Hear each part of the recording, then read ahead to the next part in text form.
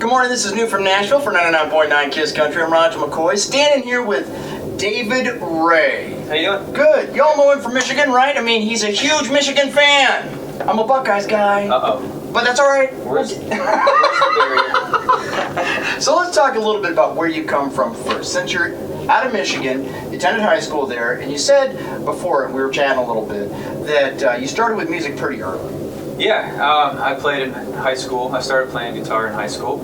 And when I went to college, that's where I really started to cut my teeth playing acoustically in front of people. I played at a bar called The Cabin at Central Michigan University while I was going to college. Now, how'd you get that gig? Because that's that first gig that always makes me kind of interested how that started for you. Because when you start out in high school, everybody plays an instrument. I played an instrument pretty badly, so that's why I'm a radio DJ. But you decided to actually have the guts to get up on the stage. How did that come about? Yeah, well, I was taking a girl out on a date for a very first date. Mm-hmm. And the guy that was playing, it was a bar where they played it, live. And the guy was taking a break, and he was asking the crowd if anybody played while he took a break. And since I was on a first date, I wanted to impress this girl, so I raised my hand.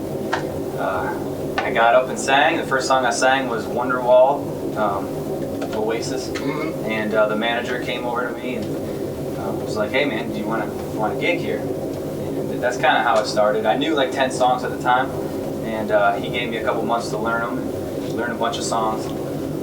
That's what I did. I crammed, and just like cramming for a test, I learned a bunch of songs. And once I started to play there, I played there for 3 nights a week for 2 or 3 years while I was going to college. That's really cool, but nobody really cares about that. We want to know, how did the date go? I mean, did she stay with you? Well, I'm not with her anymore. So. Okay, bad topic, I'm sorry.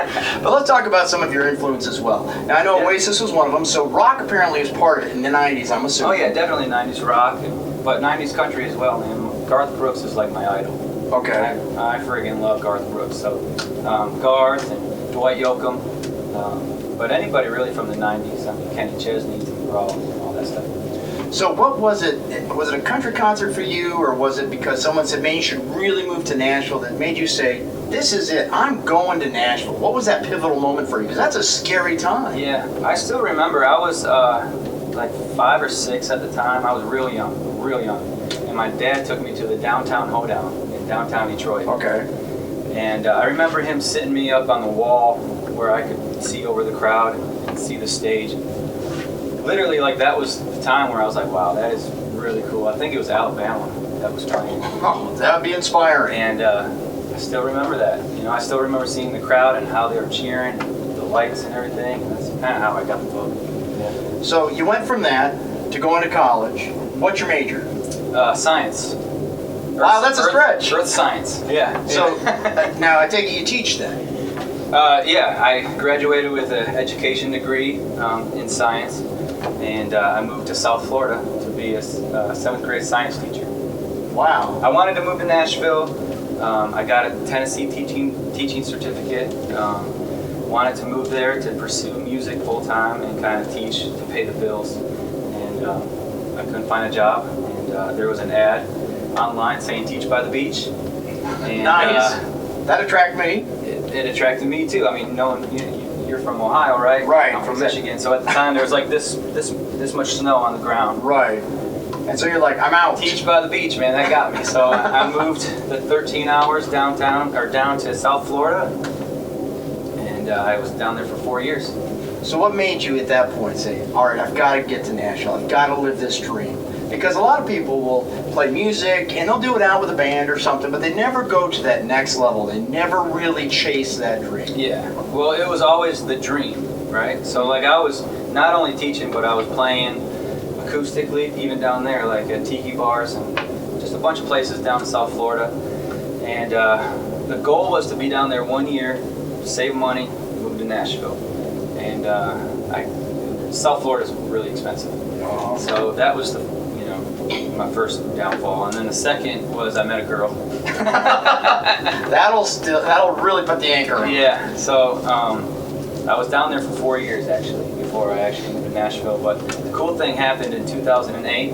Like I was telling you before, I won a contest open for Kenny Chesney, called the Next Big Star competition. Right.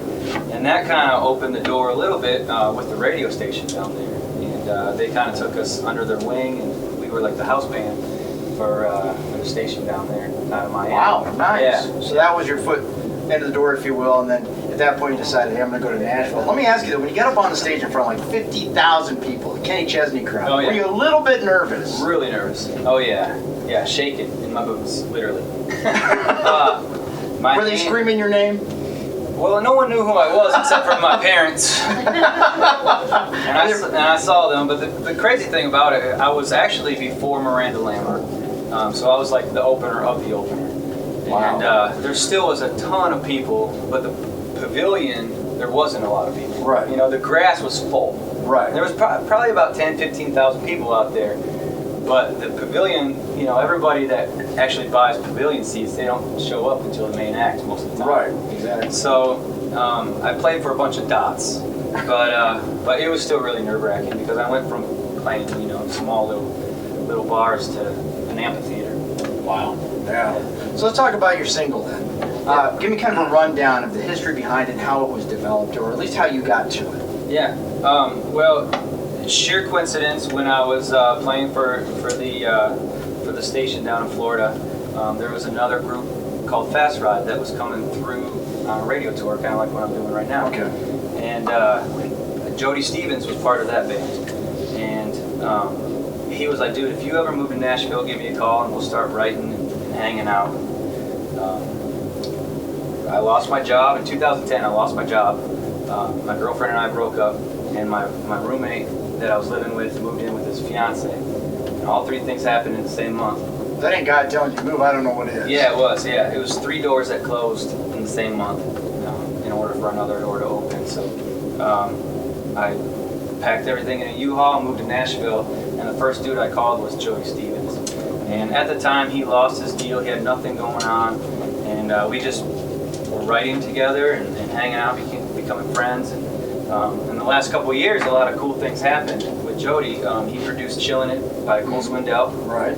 And then he produced the new Luke Bryan album, "Kill the Lights." Very nice. And he also, now he's co-written the #1 song that's out there right now called "Let Me See You Girl" by Cole Swindell. Nice. So a lot of cool things started to happen with him, and then a couple of years ago I got a publishing deal and started writing my butt off. And we just been friends, and we teamed up, and now he's producing me, and he actually co-wrote the single with me. So, very cool. Yeah.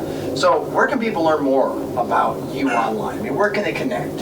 It's really easy. Just davidray.com will get you to all my social media. And it's Ray, R-A-Y. R-A-Y, yeah. Okay, now with an E on it. davidray.com. All right, very cool. Yeah. All right, once again, David Ray hanging out. Thank you so much, sir. I appreciate you for stopping by. Appreciate it.